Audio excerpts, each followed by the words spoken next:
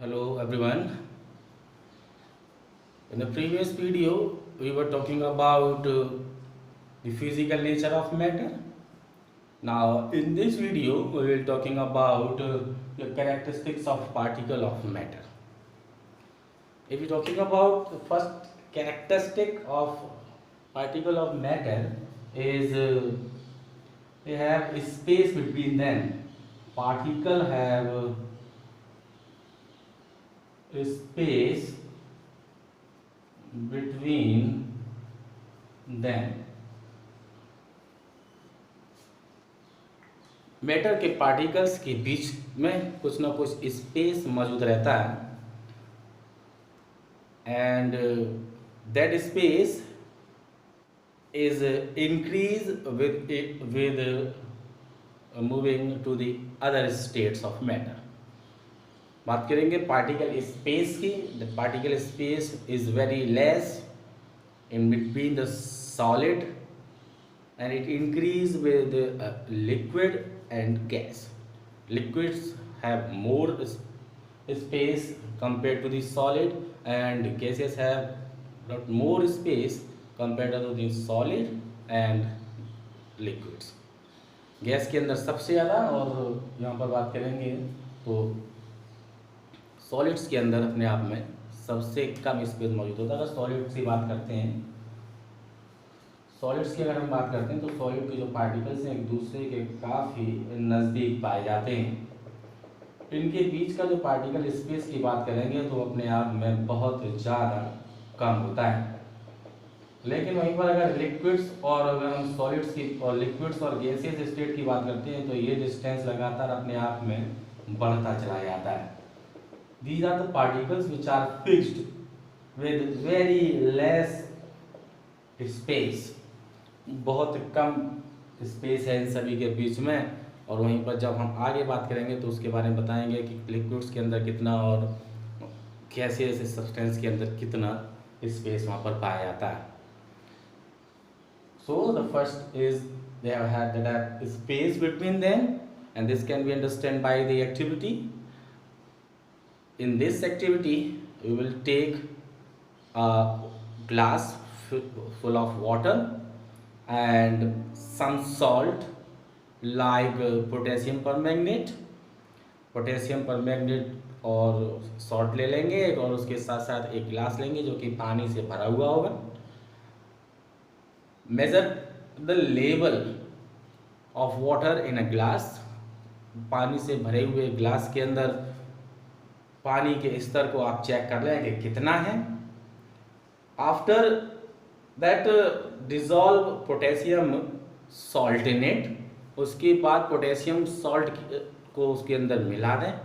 After dissolving completely again measure the level of water in a glass. दोबारा से उस पानी के अंदर मौजूद गिलास के लेवल को आप चेक करें. इज इट इंक्रीजेज और डिक्रीजेज, क्या वो बढ़ा या कम हुआ. We see that there is no increase in the water level after adding potassium permanganate salt in it.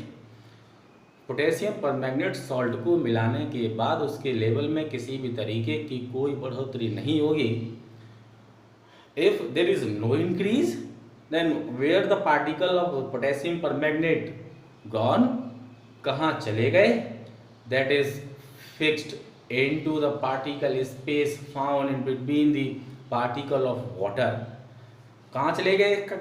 अगर आंसर की बात करते हैं तो कह सकते हैं कि वो पार्टिकल्स पोटेशियम परमैंगनेट के पार्टिकल्स जो हैं वाटर मॉलिक्यूल्स के बीच में बने हुए स्पेस के अंदर एंटर कर जाते हैं, उसके अंदर फिक्स हो जाते हैं, जिसके कारण हम ये कह सकते हैं कि उसके वाटर लेवल में किसी भी तरीके का इंक्रीज नहीं आएगा. इससे ये एक्टिविटी हमें बताएगी कि अगर पार्टिकल्स किसी जगह पर फिक्स हो सकते हैं कहीं ना कहीं उसके बीच में कोई ना कोई स्पेस अपने आप में जरूर मौजूद. अगर ये स्पेस मौजूद नहीं होगा तो इसके अंदर किसी भी तरीके से किसी सब्सटेंस को एंटर नहीं कराया सकता. ये है, इसके अंदर किसी सब्सटेंस को एंटर नहीं करा सकता. जब कोई स्पेस होगा तभी उसके अंदर इस सब्सटेंस को एंटर कराया सकता है. तो इस एक्टिविटी के द्वारा सीधे शब्दों में समझा सकता है that particle have space between them. Particle of matter have space between them. Now the number second property we talking about second characteristic of particle of matter. Particle of matter are continuously moving. Number two, they are completely, they are continuously, they are continuously moving. लगातार movement उनके द्वारा show कराया जाता रहता है।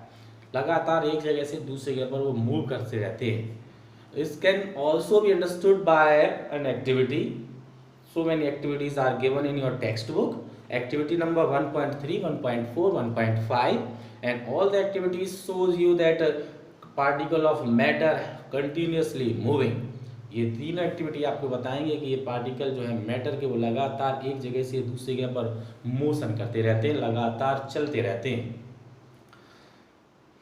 For that we will take activity number 1.3, समझने की कोशिश करते हैं और एक्टिविटी नंबर 1.3 की बात करते हैं।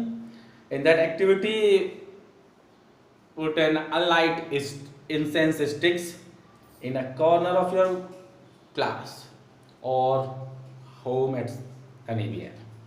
किसी भी तरीके से कुछ इंसेंस स्टिक यानी कि अगरबत्ती कुछ ले लें और उनको किसी घर के किसी कमरे में जलाएं एक कोने में जाके।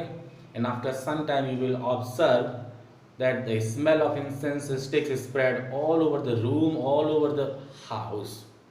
आप ये देखेंगे इंसेंस स्टिक की जो स्मेल है लगातार पूरे के पूरे घर के अंदर फैल जाएगी। It is because of the movements of the particle of incense sticks. क्यों? क्योंकि कहीं ना कहीं उसके अंदर से जो पार्टिकल रिलीज हुए that are moved from one place to the another, क्योंकि वो उसके अंदर से निकले हुए पार्टिकल एक जगह से दूसरी जगह पहुंचे। That's why smell is also spread, उसकी खुशबू भी फैल गई।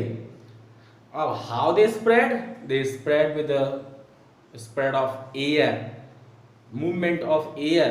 वो किस तरीके से फैले? हवा के मूवमेंट के कारण फैले। हवा जब एक कमरे से दूसरे कमरे में जाती है तो अपने साथ उन इंसेंस स्टिक्स से निकलने वाले पार्टिकल्स और पार्टिकल जिसके अंदर वो स्मेल मौजूद थी उनको अपने साथ में लेकर चलती है, जिसके कारण वो पूरे कमरे के अंदर चले जाते हैं। And the process this is done by diffusing यानी कि particle of air is mixed with the particle of incense stick.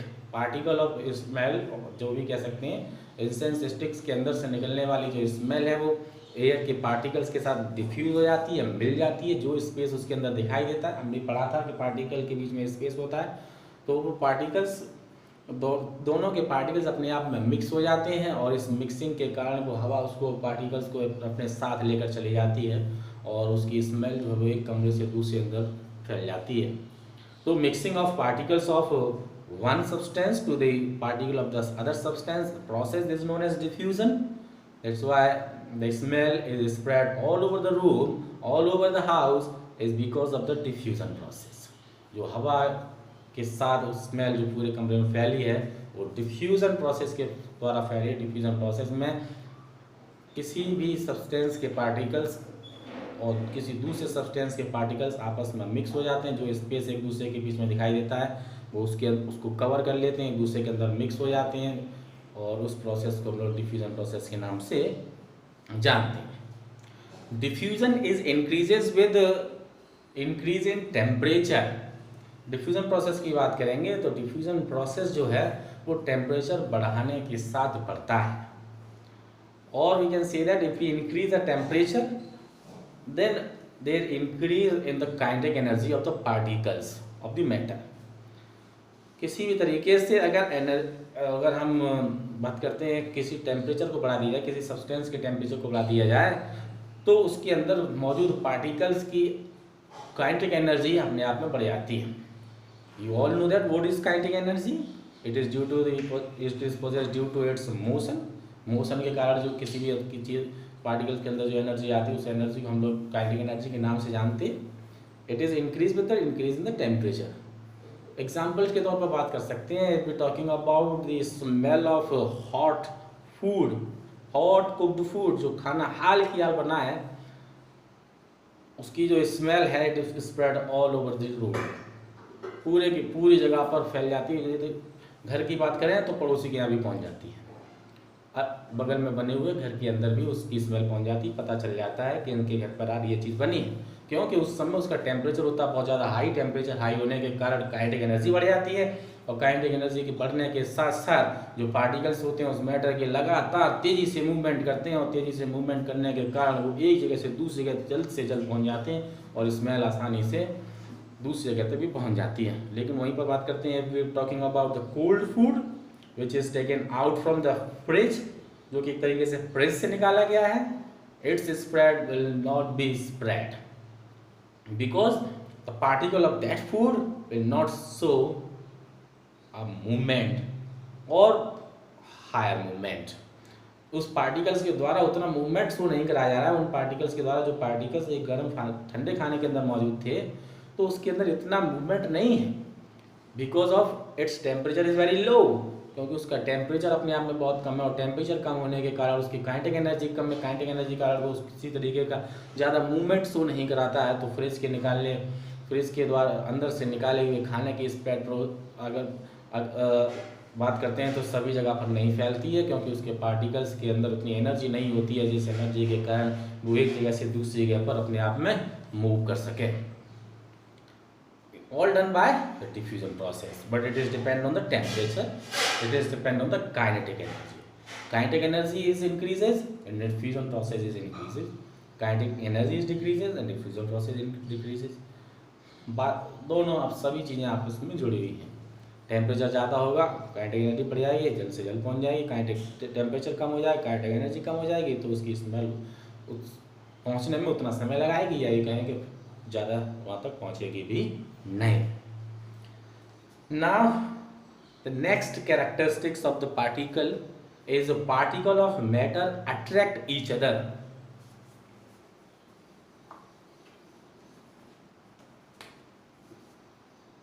They attract each other। बात करते हैं तीसरे कैरेक्टरिस्टिक की। The third characteristics of the particle of matter is this, they attract each other। एक दूसरे को तेजी से बांधे रखते हैं। The attraction force after some time when we will study about the states of matter, solid, liquid, gas, we see that attraction found in between the particle of matter, particle of solid is very high, whereas the attraction found in the particle of gaseous substance is very low। Solid के particles के बीच के attraction अपने आप में बहुत ज़्यादा होता है। That's why it is called solid. It bound all the particles with higher force. वो बहुत एक तरीके से बहुत ज़्यादा फोर्स के साथ अपने पार्टिकल को जोड़ रखता है, इसलिए कहते हैं उसका अट्रैक्शन फोर्स अपने आप में ज़्यादा है। और वहीं पर गैसियस पार्टिकल्स हैं, लगातार दूर दूर डिस्टेंस पर मौजूद होते हैं, स्पेस बहुत ज़्यादा होता है उनके बीच में। That's why there attraction force is very low. Attraction force उसके बीच में कम होता है, इसलिए वो उसकी स्टेट को हम लोग गैसियस स्टेट कहते हैं, क्योंकि पार्टिकल्स बहुत ज़्यादा दूर दूर फैले हुए होते हैं, ज़्यादा एक दूसरे को कोई किसी से कह सकते हैं कि मतलब नहीं, क्योंकि अट्रैक्शन बहुत ज़्यादा कम है। यहाँ अट्रैक्शन अपने आप में बहुत ज़्यादा होता है। This can also understand by some activities. Activities are also given on page number 3. Activity number 1.6, 1.7, 1.8, in which we will take activity number 1.6. By this activity, we will understand that particle of matter attract each other। इस activity के द्वारा हम पूरी तरीके से ये जानेंगे कि पार्टिकल्स जो है मैटर के, उनके बीच में अट्रैक्शन फोर्स जरूर होता है। In this activity we have to play a game. एक गेम खेलना होगा, जिस गेम के द्वारा हम बता सकते हैं कि अट्रैक्शन फोर्स कितना ज़्यादा है। To play this we have to make 4 groups and form human chains are suggested. 4 group बनाने होंगे और 4 ग्रुप की अलग अलग चेन बनानी पड़ेगी। First group should hold each other from the back and lock arms like ईदू miss me dancers. Dancers होते हैं एक दूसरे को इस तरीके से पकड़ लेते हैं, उस बैक को उस तरीके से पकड़ के, जैसे बिहू डांसर्स डांस करते हैं उसी तरीके से यहाँ पर एक दूसरे को तेजी से पकड़ा गया होता है। वहीं पर दूसरे ग्रुप की बात करते हैं, होल्ड हैंड्स, हाथ पकड़े हुए हैं इस तरीके से, हाथ उन्होंने पकड़ रखा है। And third group should form a chain by touching each other only their finger tips. और तीसरा ग्रुप है उसके अंदर इस तरीके का टच करके उन्होंने अपने आप को एक दूसरे से पकड़े हुए। पहले ग्रुप में तेजी से पकड़े हुए, दूसरे को हाथ पकड़े हुए केवल, उसके बाद फिंगर टिप्स हैं। और फोर्थ ग्रुप बात करते हैं, student run around and try to break their human chains one by one. और चौथे ग्रुप में केवल कुछ स्टूडेंट्स हैं जो कि इधर उधर चल रहे हैं, किसी भी तरीके से एक दूसरे के साथ जुड़े हुए नहीं हैं, या ये कहेंगे थोड़ा और ज़्यादा दूर दूर खड़े हुए।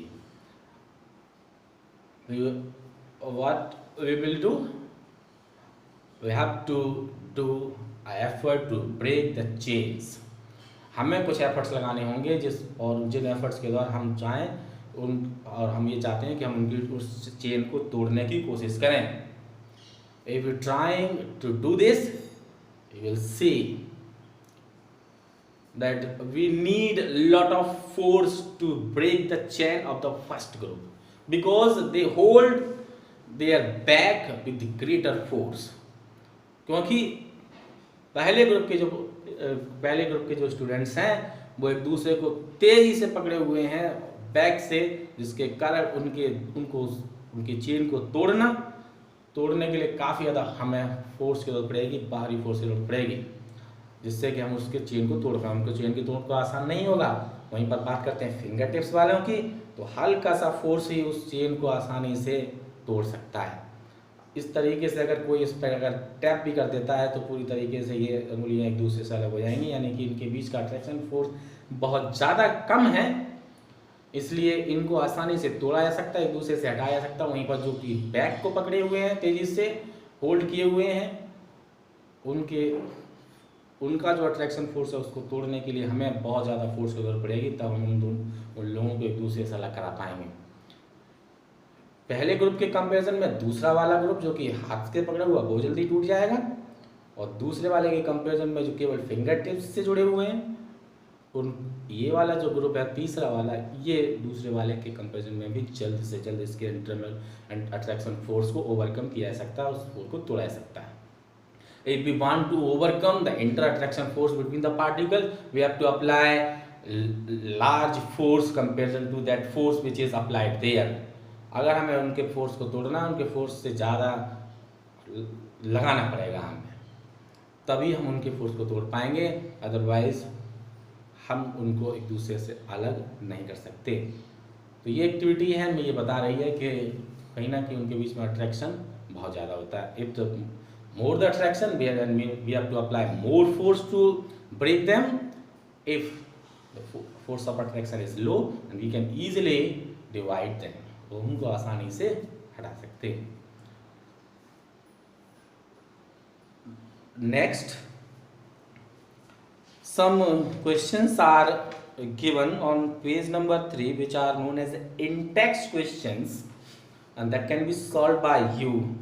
ये आपको सॉल्व करने हैं, आप इनको आसानी से सॉल्व कर सकते हैं। That will solve by you on your answer sheet, आप सॉल्व कर सकते हैं। इसके अंदर काफ़ी कुछ सवाल दिए गए हैं, जैसे कि कहा गया है of the following are matter chair. इनमें से कौन से मैटर हैं? तो सबसे पहले एक बात की चेयर की। We talking about the chair that have mass and also occupied space. When we put it anywhere that is occupy space and also have some mass। उसका अपने आप में मास भी है, वो उसके अंदर अपने आप में वॉल्यूम भी है, यानी कि वो स्थान घेर भी रही है। that we can say that is a matter। air is also matter। air is also matter because it occupies space। now think how the air is matter, how it occupies space. We have also an activity to understand it। Inflated balloon is the example of this। When we inflate a balloon, किसी गुब्बारे के अंदर हवा भरी जाती है, balloon अपने आप में लगातार एक्सपेंड करता है। दैट मीन्स एयर जो है वो लगातार अपने स्थान घेर रही है, हवा उसके अंदर लगातार बढ़ती चली आ रही है और गुब्बारे का साइज अपने आप में बढ़ता चला जा रहा है। क्यों? और इससे हम समझ क्या रहे हैं कि उसका आकार लगातार बढ़ता चला, वॉल्यूम उसका लगातार बढ़ता चला जा रहा है, यानी कि उसके अंदर वॉल्यूम है, वो स्पेस घेर रही और उसके अंदर अपने आप में बात करें, इसलिए अब वो एयर स्थान घेरती है, इसलिए एयर इज ऑल्सो मैटर, हवा भी अपने आप में एक मैटर है। सम अदर्स आर गिवन, और आप इन सभी को करेंगे।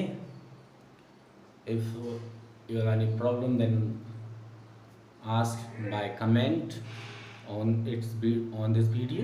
अगर आपको किसी तरीके से कोई दिक्कत है तो इस वीडियो के में कमेंट अगर आप कर सकते हैं, उसमें सवाल जाकर पूछ सकते हैं। और